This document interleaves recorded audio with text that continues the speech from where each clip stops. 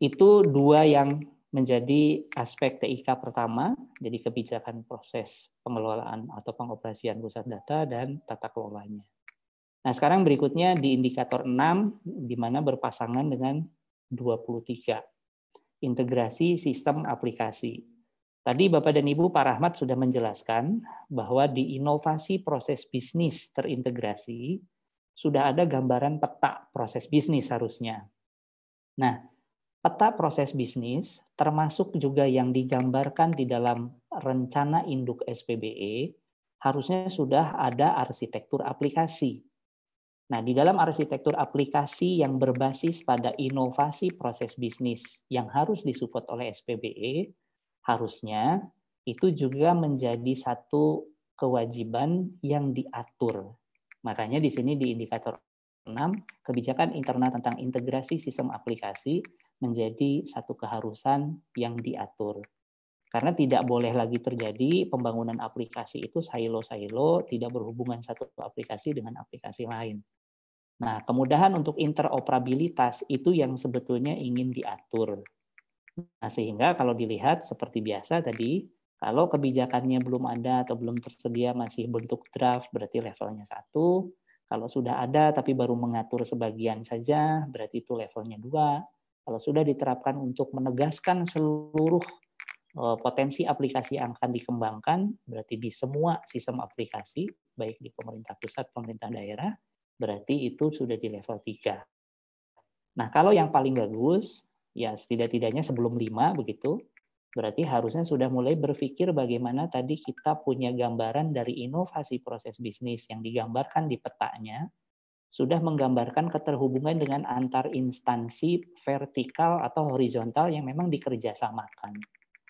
Nah, seperti contoh tadi, di Provinsi Jawa Barat misalnya, layanan aplikasi pembayaran pajak kendaraan bermotor itu sudah berhubungan dengan instansi bisnis, misalkan dalam hal ini startup Bukalapak.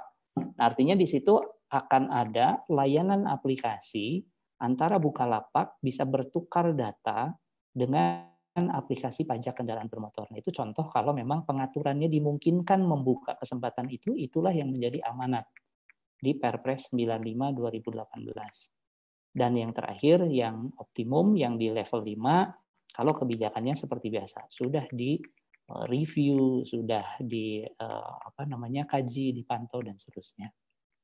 Nah, sehingga seperti apa contohnya Bapak dan Ibu? Ini contoh punya di teman-teman Provinsi Jawa Tengah. Banyak sekarang yang juga Jawa Tengah dan Jawa Timur ya yang hadir.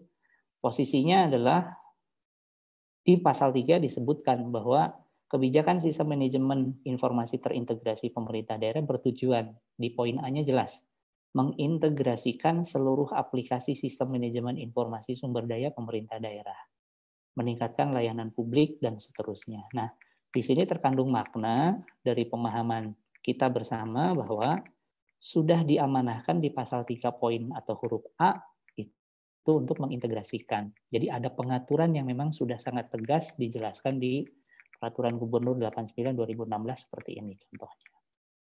Atau di Wali Kota Surakarta, di sini contohnya sudah di level 4. Kenapa level 4 kira-kira Bapak dan Ibu?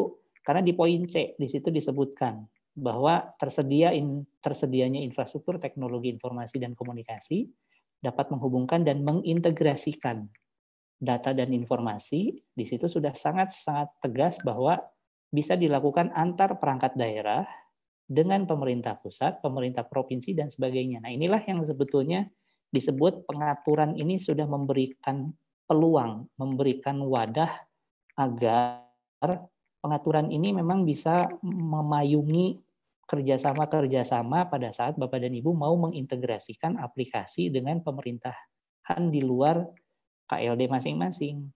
Nah, termasuk juga dengan lingkungan bisnis tadi. Contohnya di sini lembaga eksternal dan masyarakat, dunia usaha. Nah, ini yang contoh tadi diterapkan di Provinsi Jawa Barat. Jadi ini kalimat yang sudah sangat bagus di dalam konteks pengaturan tentang bagaimana integrasi aplikasi itu diatur, didorong dengan kebijakan yang memayunginya. Atau contoh lain di sini juga ada, Dinas memfasilitasi layanan pertukaran data dengan pemerintah pusat, pemerintah daerah provinsi, kabupaten kota. Nah, sayangnya di sini masih unsur semua pemerintahan. Nah, sebaiknya tadi dibuka juga untuk masyarakat eksternal di luar pemerintahan. Nah, barangkali mudah-mudahan tergambar ya Bapak Ibu, seperti apa kita membuatkan pasal-pasal pengaturan di kebijakan di domain 1 tentang kebijakan dari indikator 1 sampai 17 sama. Sebetulnya keseluruhan konteksnya adalah pasal-pasal seperti itu yang diatur. Nah, otomatis berarti di indikator berpasangan dengan tadi nomor 6 berarti 23. Karena ditanya tadi mengaturnya, nah sekarang integrasi sistem aplikasinya seperti apa? Penerapannya apakah sudah dieksekusi dengan benar, apa yang diamanahkannya atau tidak. Nah, kalau tadi kata kuncinya sama, level 1 itu belum ada rencana. Nah, kalau belum ada rencana, baru wacana, istilahnya ya baru level 1, baru konsep, draft, dan sebagainya. Kalau misalnya level 2, seperti biasa, kata kuncinya sebagian diterapkan, dan nomor 3 itu kalau telah dilakukan keseluruhan, yang keempat itu sudah betul aplikasi yang diintegrasikan dengan pemerintah daerah lain, atau dengan hierarki vertikal horizontal termasuk bisnis, itu betul-betul dilakukan atau tidak.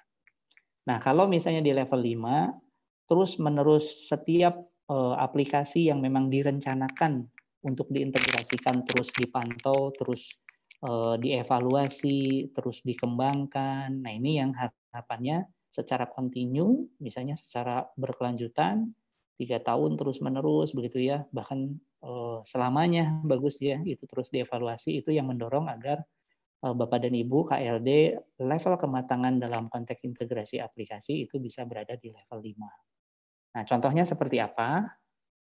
Barangkali kalau contoh pengaturannya, Bapak dan Ibu ini kan masih konteks pengaturan begitu ya.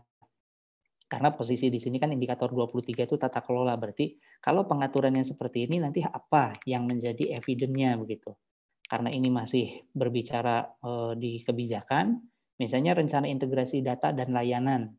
Nah, kalau sudah diamanahkan seperti ini, berarti nanti objek verifikasi kami adalah mana rencananya, mana daftar aplikasinya yang dalam rencana induk itu tergambar tahun berapa akan mengintegrasikan aplikasi mana.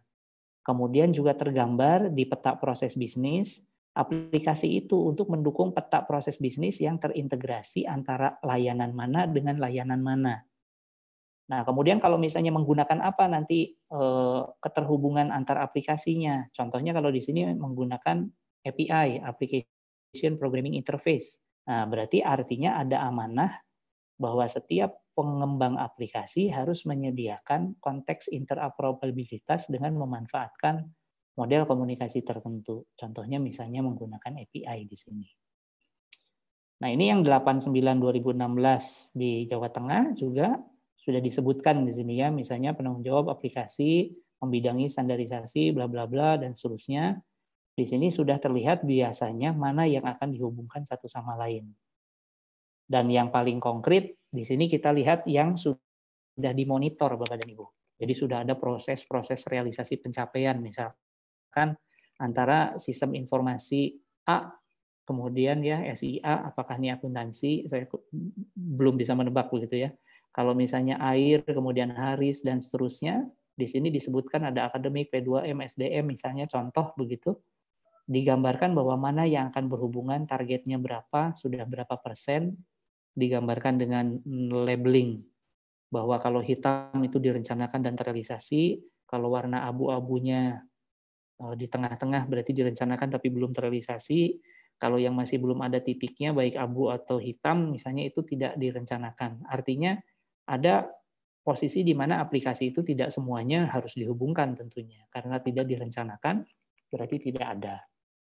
Nah, ini yang menggambarkan, berarti kalau sudah dilakukan MONEF, kemudian digunakan untuk perencanaan berikutnya, itu yang sudah di level 4. Nah, mudah-mudahan Bapak dan Ibu dengan contoh-contoh yang ada di sini memberi insight, memberi pencerahan, oh ternyata memang betul.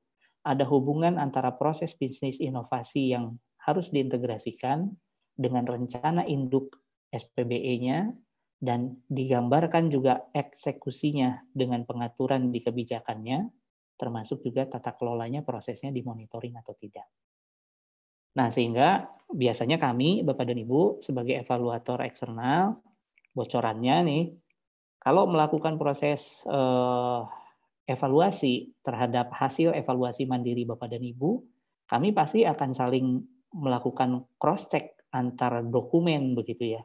Karena kalau misalnya tadi di peta proses bisnisnya begini, kemudian di rencana induknya begini, kemudian nanti di implementasinya begini.